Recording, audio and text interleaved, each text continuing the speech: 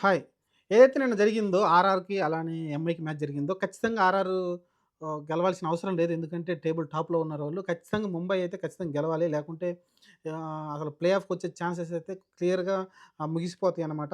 అంత దారుణమైన పరిస్థితులైతే ముంబై టీమ్ అయితే ఉంది. ఎందుకంటే వాళ్ళకి పాయింట్ల టేబుల్‌లో మీరు చూస్తే ఎక్కడ ఉంది చూసారు చాలా కిందైతే ఉండడం చూసాం. కాబట్టి వాళ్ళకి ఖచ్చితంగా ఈ మ్యాచ్ వినాల్సిన టైంలో అయితే విన్ కాలేదు. అది కూడా చాలా 9 వికెట్ల తేడాతో ఓడిపోయారు. దారుణమైన ఓటమిని చూసారు. ఇంకపోతే man of the match Sandeep శర్మకి ఇచ్చారు. అతను 5 వికెట్లు తీశాడు. కంబ్యాక్ అయ్యాడు. ఇంజ్యూరీ తర్వాత కంబ్యాక్ అయ్యి 5 వికెట్లు తీశాడు. ఇక్కడ మనం మెచ్చుకోవాల్సింది ఇంకా మన జైస్వాల్. చాలా ఆర్ఆర్‌కి ఏదైనా ఇబ్బంది ఉందంటే అన్ని మ్యాచ్‌లు గెలుస్తున్నప్పటికీ టేబుల్ టాప్‌లో ఉన్నప్పటికీ ఆహ్, కొంచెం ఇబ్బంది కలిగించిన విషయం ఏముందంటే జైస్వాల్ ఫామ్‌లో లేడు. జైస్వాల్ స్టార్టప్‌లో వస్తున్నాయి గానీ 20లు, 30లు కొడుతున్నాడు గానీ భారీ స్కోర్ అయితే చేయట్లేదు. కానీ ఈరోజైతే మళ్ళీ భారీ స్కోర్ చేశాడు. 7 సిక్స్‌లు, 9 ఫోర్‌లతోటి 60 బాల్లలో 104 పరుగులైతే చేశాడు. 173 స్ట్రైక్ రేట్‌తో మంచి స్ట్రైక్ రేట్‌తోటి ఆడడం చూసాం. ఓవరాల్‌గా అయితే 18 అంటే నియర్ 19 ఓవర్‌లో కంప్లీట్ చేసేసారు టార్గెట్‌నైతే. ఇంకా ముందు అయిపోయి ఉండేది. కానీ రిస్క్ తీసుకోలేదు. మంచిగా ఆడి కంప్లీట్ అయితే చేశారు. ఇంక ఆ తర్వాత ఇంకా జాస్ బట్లర్ ఔట్ అయినప్పటికీ ఆ తర్వాత సంజు శాంసన్ ఒక ఎండ్‌లో నిలబడి అయితే అంత స్లోగా ఆడినప్పటికీ జైస్వాల్ ఏదైతే మంచి స్ట్రైక్ రేట్ తోటి అయితే మంచిగా ఆడుకుంటూ వచ్చాడు. అంటే ప్రెషర్ లేకుండా ఆడుకుంటూ వచ్చాడు. ఒక టైంలో అయితే చూస్తే మీరు 6 పర్ ఓవర్‌కొచ్చి 6 రన్సే ఉన్నాయి. అలానే 5 రన్స్ తగ్గిపోయింది. అలా తగ్గుకుంటూ వచ్చింది. మ్యాచ్‌నైతే ముగించేసాడు జైస్వాల్ అయితే. ఇది మరి ఇక్కడ చూస్తే మనం ముఖ్యంగా మాట్లాడుకోవాల్సింది సందీప్ శర్మ ఎక్సలెంట్ బౌలింగ్ ఏసాడండి. అలానే బోల్ట్ కూడా ఎక్సలెంట్ బౌలింగ్ ఏసాడు. రోహిత్ శర్మకి లెఫ్ట్ హ్యాండర్ పేసర్‌తోటి ఇబ్బంది ఉంటుంది. కానీ అదే జరిగింది. ఇక్కడ కొంచెం అటాక్ చేసే ప్రయత్నం చేశాడు. కానీ పై చేయి మటుకు బోల్ట్‌ది అయింది. ఇషాంత్ కిషన్ డకౌట్ అయిపోయాడు. ఆ తర్వాత సూర్యకుమార్ యాదవ్ ఆడే ప్రయత్నం చేయలేదు. టాప్ ఆర్డర్ ముగ్గురు వరుసగా ఔట్ అవ్వడంతోటి ఎందుకంటే రోహిత్ శర్మ స్కోర్ చేసేవాడు. లేకుంటే సూర్యకుమార్ యాదవ్ అన్నట్టు స్కోర్ చేసేవాడు. కానీ ఇద్దరు మెయిన్ ప్లేయర్స్ ఔట్ అవ్వడంతోటైతే కొంచెం భారం తిలక్ వర్మ పడింది. కానీ తిలక్ వర్మ దాన్ని అందిపుచ్చుకొని నేనున్నాను, కష్టాల్లో నేను నిలబడతాను, ఖచ్చితంగా నేను మ్యాచ్‌లు గెలిపిస్తానన్న తీరులో అయితే అతను ఆడడం చూసాం. 45 బాల్లలో 65 పరుగులు చేశాడు. ఒక సైడ్‌లో నిలబడి మంచిగా అయితే ఆడడం చూసాం. మళ్ళీ నా ఆ టైంలో నబ్బీని కాకుండా కొంచెం హార్దిక్ పాండ్యా పై కూర్చుంటే బాగుండనిపించింది. అస్సలకి అతను తీసుకునే డెసిషన్‌లో అయితే ఎప్పుడు ఏ డెసిషన్ తీసుకోవాలో అతనికే అర్థం కావట్లేదు. ఒకానొక టైంలో చూస్తేనేమో టిమ్ డేవిడ్, షెపర్డ్ కన్నా లాస్ట్‌లో వస్తాడు. ఒక్కోసారేమో అందరికన్నా ముందొచ్చి ఆడతాడు. కానీ ఈరోజు కీలకమైన పరిస్థితిలో 3 వికెట్లు కోల్పోయారు. ఎందుకంటే మీరు చూస్తే జీటీకి ఏదైతే అతను ఆడాడో 1 డౌన్, 2 డౌన్, 3 డౌన్‌లో ఆడాడో ఆ ప్లేసుల్లో ఆడే అతను మరి వచ్చి మంచిగా ఒక ఇన్నింగ్స్‌ని నెలకొల్పి మ్యాచ్‌ని గెలిపించే ప్రయత్నం అంటే మంచి స్కోర్‌ని టోటల్‌ని పుష్ చేసుంటే బాగుండనిపించింది. కానీ లాస్ట్‌లో వచ్చి ఆడిందంటే 10 బాల్లలో 10 స్కోర్ చేసాడు. చాలా దారుణమైన వైఫల్యం అయితే కనిపిస్తుంది. ఈ టోర్నమెంట్‌లో అయితే హార్దిక్ పాండ్యాది. చాలా వైఫల్యాలు కనిపిస్తున్నాయి పూర్తిగా అయితే.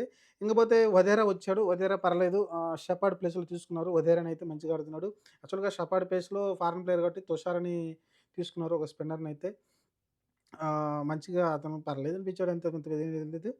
ఆహ్, ఓవరాల్‌గా అయితే ఆహ్, మ ఒక 200 టార్గెట్ ఉండాల్సిందే అక్కడ కానీ అంత టార్గెట్ అయితే ఇవ్వలేకపోయారు వాళ్ళైతే.